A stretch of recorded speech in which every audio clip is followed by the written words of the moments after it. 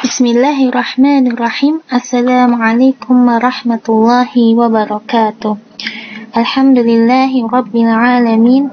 Wassalatu wassalamu ala asrafil anbiya'i wal mursalin wa ala alihi wa ashabihi faman tabi'ahum bi ihsanin ila yaumiddin, amma ba'd. Oke, kita lanjutkan ke pembahasan IPA-nya dulu ke gerak benda dan makhluk hidup di lingkungan sekitar. Kita sudah sampai ke gaya. Nah, di sini kita akan lanjutkan ke gaya, bagian resultan gaya. Nah, gaya sendiri itu merupakan besaran vektor. Nah, besaran vektor itu adalah yang mempunyai nilai dan arah. Coba kalian perhatikan gambar di sini. Nah, apa sih resultan gaya itu? Resultan gaya itu merupakan penjumlahan gaya-gaya yang bekerja pada suatu benda. Jadi, jumlahnya gaya-gaya yang bekerja pada suatu benda. Nah, coba kalian lihat gambar di sini. Nah, di sini ada wanita yang mendorong ke kanan dan ada laki-laki yang mendorong ke kiri. Jadi, FR-nya atau gaya resultannya itu adalah penjumlahannya. Nah, tapi diperhatikan kalau panahnya ke arah ke kanan, dia tuh F-nya positif. Kalau arahnya ke kiri, F-nya negatif. Nah, F itu apa? F itu adalah simbol dari suatu gaya. Lalu perhatikan di sini. Nah, di sini panahnya lebih besar karena dua-duanya sama-sama mendorong ke kanan. Jadi F1 tambah F2 misalnya. Nah, di sini rumusnya FR atau gaya resultan yaitu jumlah dari gaya-gaya itu. F1 tambah F2 tambah F3 hingga F berikutnya. Nah, coba kalian lihat di gambar di sini. Nah, di sini wanitanya mendorong ke arah kanan dan wanita yang satu mendorong ke arah kiri. Jadi yang kanan ini F-nya positif, yang kiri F-nya negatif. Jadi kalau F1 ditambah F2, nah di sini karena F-nya negatif, jadinya F1 dikurangi F2. Nah, nanti lebih besar mana? Kalau dia lebih besar yang negatif, maka resultannya yaitu negatif arahnya ke kiri. Nah, jadi bukan hanya kanan-kiri ya. Kalau dia ke atas, nilai F-nya positif. Kalau ke bawah, F-nya negatif. Nah, kayak kalian belajar di sistem koordinat di matematika itu. Nah, gaya sendiri itu terbagi menjadi dua, yaitu ada gaya sentuh dan gaya tak sentuh. Nah, gaya sentuh sendiri itu adalah gaya yang bekerja pada benda akibat adanya sentuhan. Nah, jadi gayanya itu menyentuh suatu benda, nah maka benda tersebut akan terpengaruh oleh gaya tersebut. Jadi bendanya itu akan bekerja jika ada sentuhan. Nah, di sini gaya sentuh itu ada gaya otot dan gaya gesek. Nah, nanti contohnya di bawah ya. Lalu yang kedua, gaya tak sentuh. Nah, di situ gaya yang bekerja pada suatu benda tanpa adanya sentuhan dengan benda tersebut. Loh, kok bisa? Nggak disentuh kok ada gayanya, lalu bendanya bekerja. Nah, itu contohnya gaya gravitasi bumi dan gaya listrik. Nah, nanti contohnya di bawah. Nah, di sini gaya sentuh tadi kan cuman gaya gesek dan gaya pegas. Di sini ada gaya otot. Nah, gaya otot itu contohnya orang yang mendorong mobil. Nah, gaya otot itu adalah gaya yang ditimbulkan oleh koordinasi otot dengan rangka tubuh. Bisa orang mengangkat meja. Nah, ototnya itu berkoordinasi sehingga mampu menggerakkan tangan. Kalau gaya gesekan, yaitu gaya yang menimbulkan hambatan ketika dua permukaan saling bersentuhan.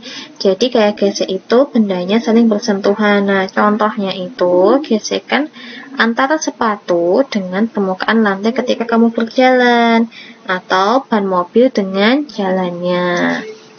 Lalu yang ketiga ada gaya pegas. Nah, gaya pegas itu gaya yang terjadi pada pegas. Sudah tahu pegas belum? Nah, pegas itu contohnya bisa pada pulpen kalian yang apa itu?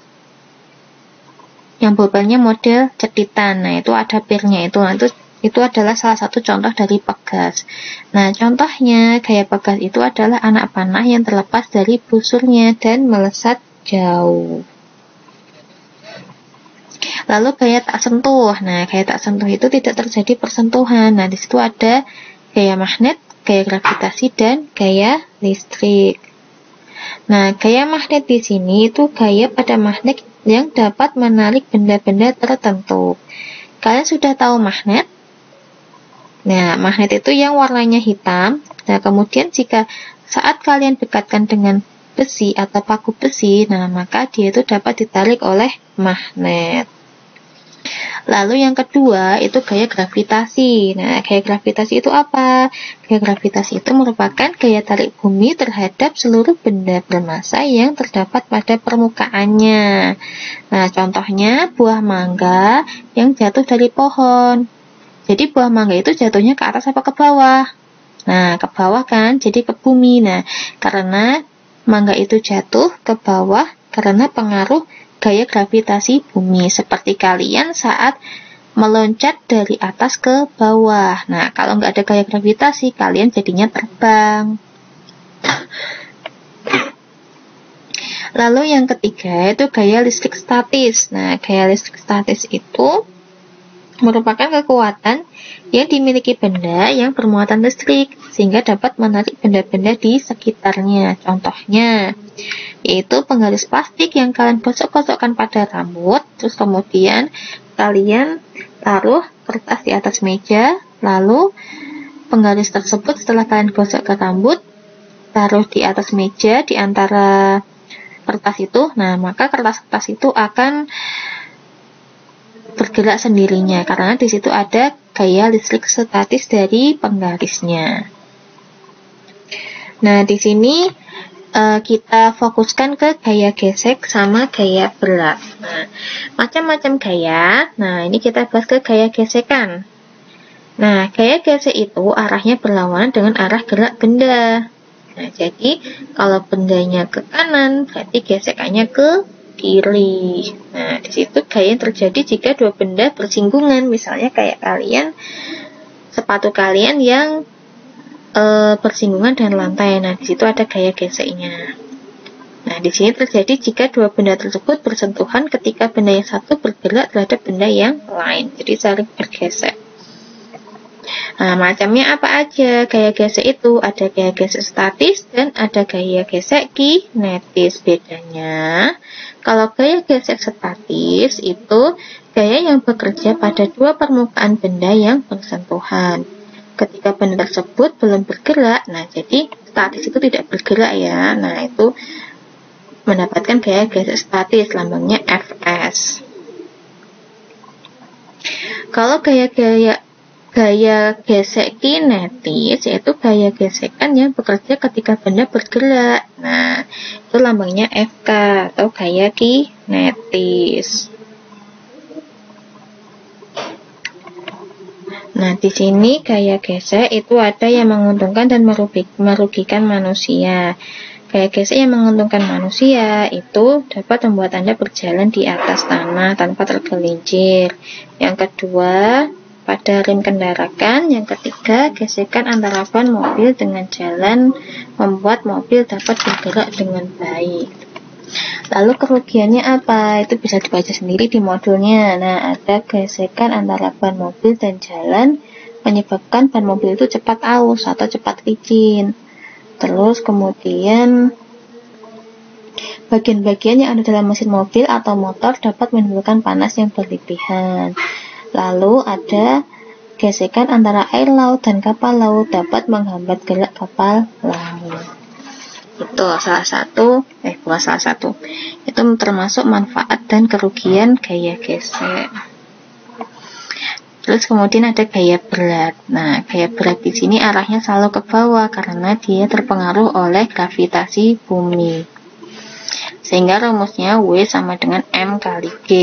W itu adalah berat, M itu massa, G itu gravitasi. W satuannya Newton, gravitasi satuannya meter per sekon kuadrat, M massa itu satuannya kilogram. Oh iya, dulu tuh pernah kita bahas tentang perbedaan massa dan berat. Nah, massa dan berat itu berbeda. Kalau massa itu ukuran banyaknya materi yang dikandung suatu benda, sama di mana saja di bumi, bulan, dan sebagainya. Jadi massa itu misalnya di bumi 1 kilo, di bulan 1 kilo, di Merkurius 1 kilo. Nah, itu tidak berpengaruh. Tapi kalau gaya berat itu berbeda-beda tergantung di mana berada, karena besarnya itu tergantung pada percepatan gravitasi. Nah, gravitasi di bumi, di bulan, di Merkurius itu beda-beda. Nah, gaya berat itu arahnya selalu ke bawah. Nah, nanti pelajaran hukum Newton kita lanjutkan setelah ini. Jadi rumusnya gaya berat itu W sama dengan massa kali gravitasi. Ya, sampai di sini. Jazakumullahu khairan wa barakallahu fikum. Wassalamualaikum warahmatullahi wabarakatuh.